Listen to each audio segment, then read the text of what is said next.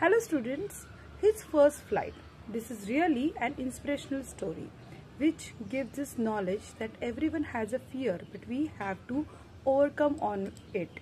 तर इथे एका टीनेजर सीगल पक्षाची गोष्ट आहे आणि हा सीगल पक्षी कसा आपल्या भीतीवर मात करतो आणि कशी त्याची पहिली अवकाशात भरारी घेतो आणि त्यानंतर त्याला काय वाटतं त्या सगळ्याची रोमहर्षक कहाणी इथे आपण बघणार आहोत. हिज फर्स्ट फ्लाइट, त्याची पहिली अवकाश भरारी. The young seagull was alone on his ledge. म्हणजे तो कड्यावरती एकटाच उभा असलेला समुद्र पक्षी होता, तरुण समुद्र पक्षी. His two brothers and his sister had already flown away. त्याची दोन भावंड आणि त्याची बहीण अगोदरच उडून गेले होते. The day before, एक दिवस अगोदरच उडून गेले होते. He had been afraid to fly with them. आणि त्याला त्यांच्याबरोबर उडायची खूप भीती वाटत होती. Somehow when he had taken a little run forward to the brink of the ledge, आणि त्या कड्याच्या टोकावरती उभं राहून त्याने जरा जरी प्रयत्न केला and attempted to flap his wings, he became afraid.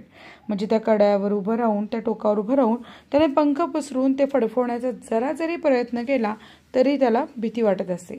The great expanse of sea stretched down beneath and it was such a long way down, miles down. विशाल पसरलेला तो विस्तीर्ण समुद्र, त्याला भीती वाटायची की त्याच्या पंखामध्ये एवढी ताकद आहे का की तो ते पेलू शकतो का. He felt certain that his wings would never support him. म्हणजे त्याने जर भरारी घेतलीच तर त्याचे पंख काही त्याला साथ देणार नाही आणि एवढ्या विशाल समुद्राला ते पार करू शकणार नाही. So he bent his head and ran away back to the little hole under the ledge where he slept at night. म्हणजे रात्री तो त्या कड्याच्या एका बिळामध्ये तोंड मुडपून मानेवरती पाठीवर झोपलेला होता, कारण त्याच्या आदल्या दिवशी त्याची भावंड उडून गेली होती ना. Even when each of his brothers and his little sister, whose wings were far shorter than his own, ran to the brink, flapped their wings and flew away.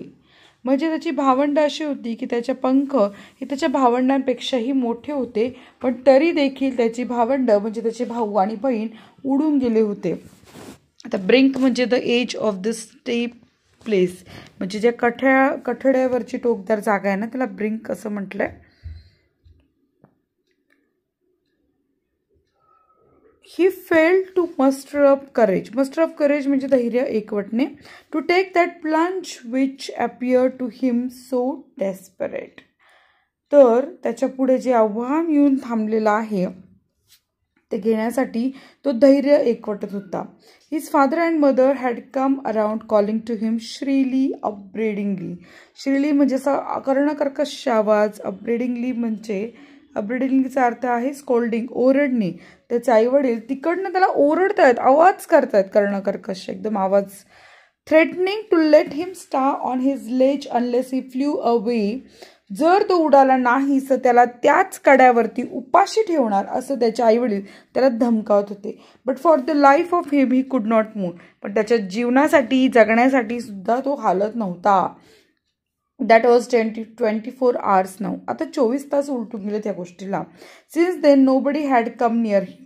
24 तास होऊन गेले, कुणीही त्याच्याजवळ जात नाही. त्याने काही 24 तासापासून खाल्लं नाहीये, तरी देखील तो काही हालायला मागत नाही इतका तो घाबरलाय. द डे बिफोर, आता एक दिवस अगोदर काय होतं, all day long he had watched his parents flying about with his brothers and sister, perfecting them in the art of flight. मग तो बघतो एक दिवस अगोदर कसे त्याचे आई वडील त्याच्या भावंडांना उडण्याची जी कला आहे ती विकसित करण्यासाठी कशी मदत करत होते आणि त्यांना कसं शिकवत होते की कशा प्रकारे व्यवस्थित उडायचं. Teaching them how to skim the waves and how to dive for fish. म्हणजे स्कीमचा अर्थ काय, move lightly just above the surface. तुम्ही पाहिलं असेल पक्ष्यांना पाण्यावरती तरंगताना, पाण्यावर अगदी त्या प्रतलावर त्यात उडत असतात पक्षी एकसारखे आणि हळूच पाण्यावरती बुडी घेऊन मासा पकडत असतात, डाईव्ह करत असतात. He had in fact seen his older brother catch his first herring and devour it. त्यांनी पाहिलं की त्याचं जे भावंड होतं त्याने पाण्यामध्ये सुळकन उडीसुद्धा मारली होती आणि हेरिंग नावाचा एक फिश आहे तो पट्टापट डेव्होर म्हणजे फस्त करणे, त्याने फस्तही केला होता. Standing on a rock while his parents circled around raising a proud crackle.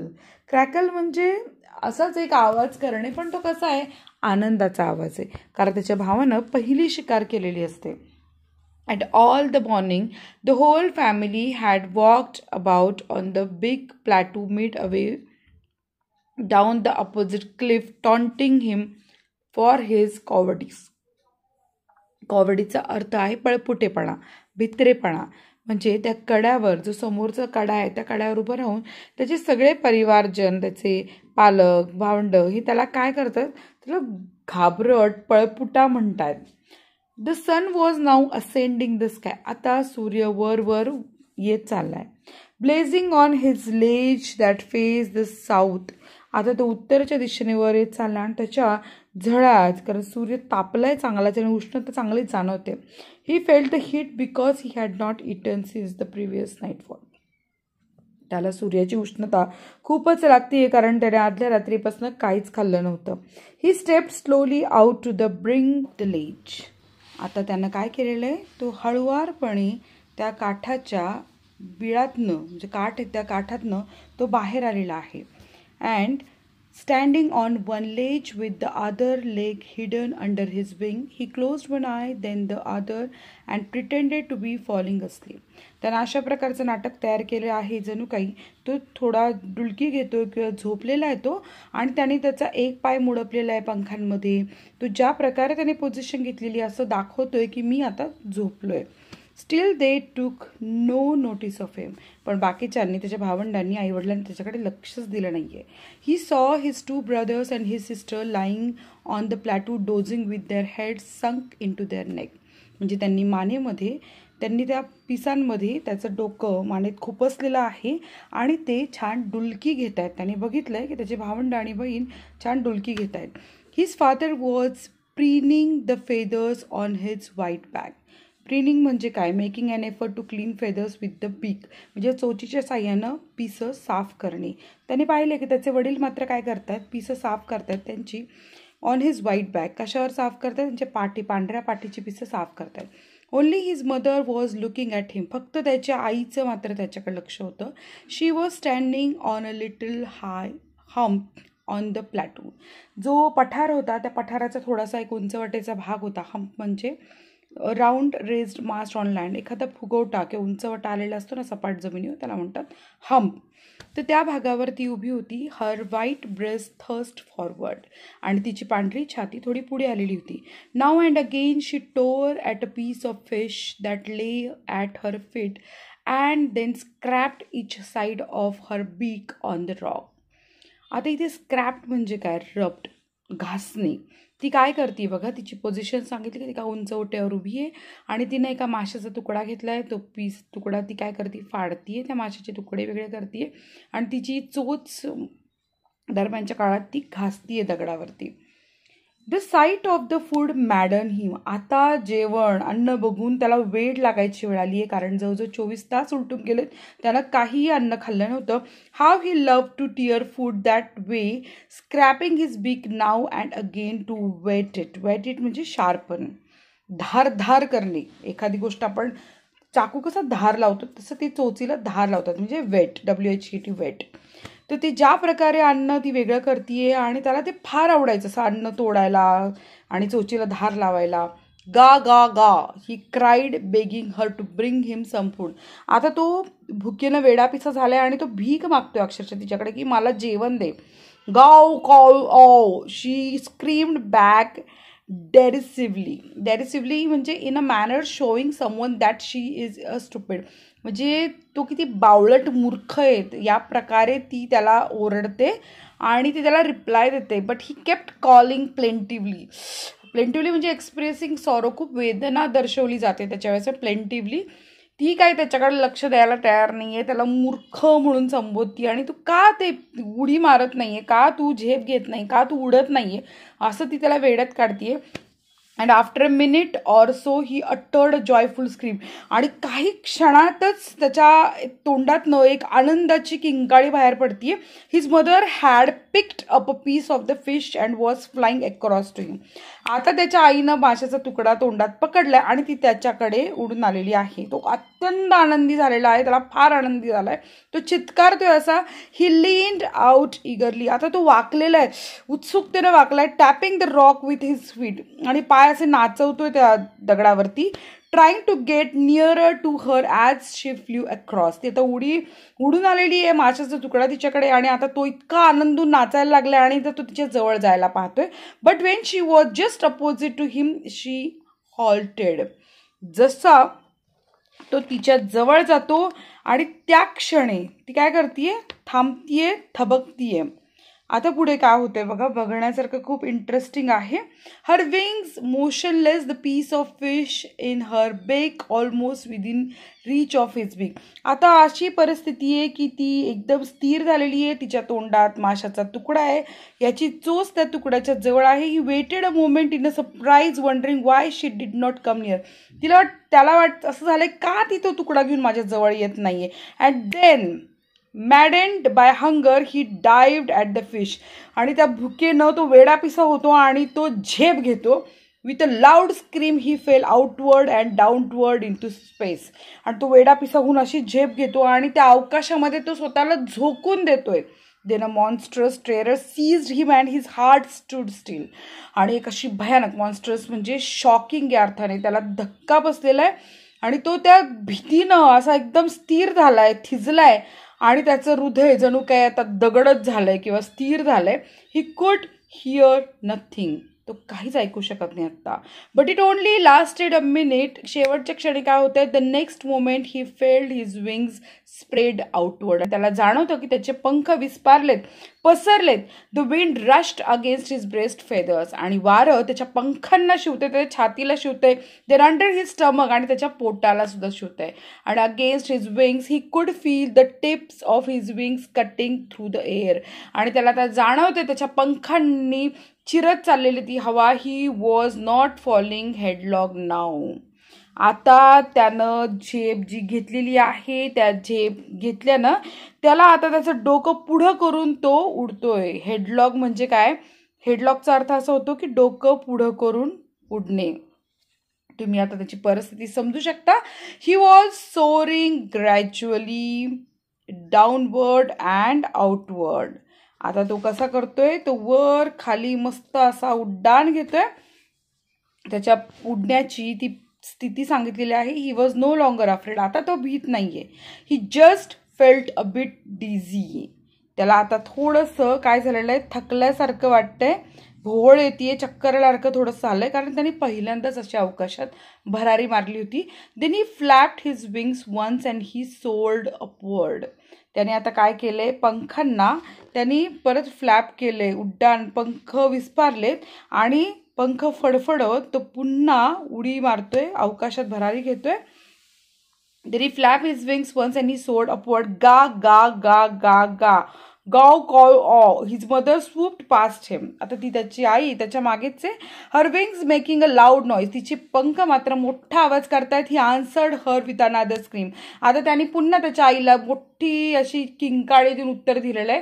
Then his father flew over him screaming. आता त्याचे पंख त्याच्या वरती उडतायत आणि असे मस्त आवाज करतायत. He saw his two brothers and his sister flying around him. आणि त्याने पाहिलंय की त्याची भावंड जी आत्ता झोपली होती किंवा डुलकी घेत होती, ती सुद्धा त्याच्या बरोबरीनं आता उडतायत. Curvetting and banking and soaring and diving. आता ते सगळे खूप मजेत, आनंदात, चित्कार करत, छान उडत त्याच्या भोवतीनं आता उडत आहेत.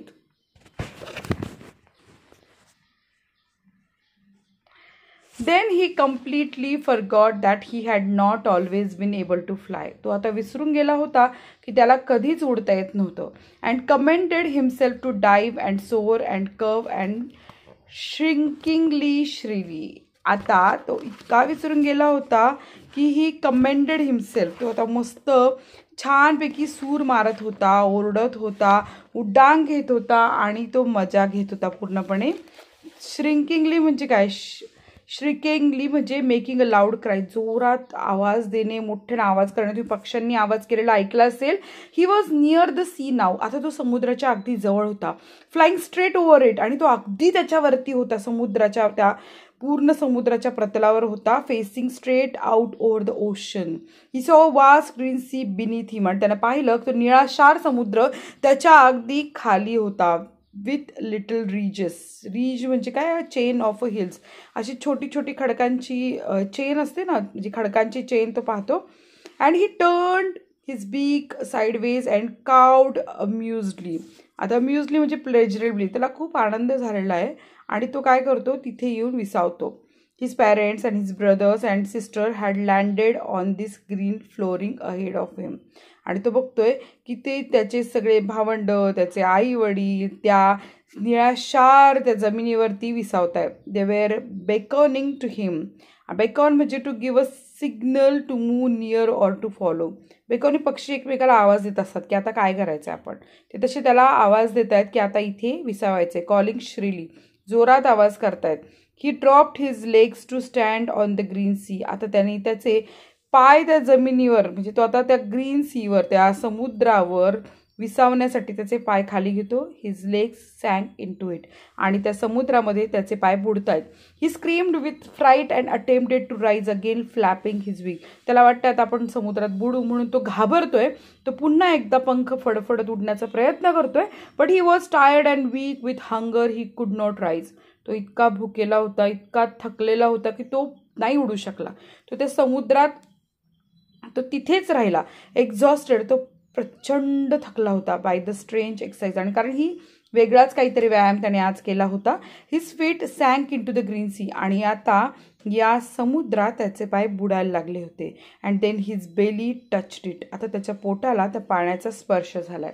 ही sank no further, he was floating on it. आणि चक्क तो बुडत नव्हता, तर त्या पाण्यावरती तो छान पोहत होता. And around him his family was screaming.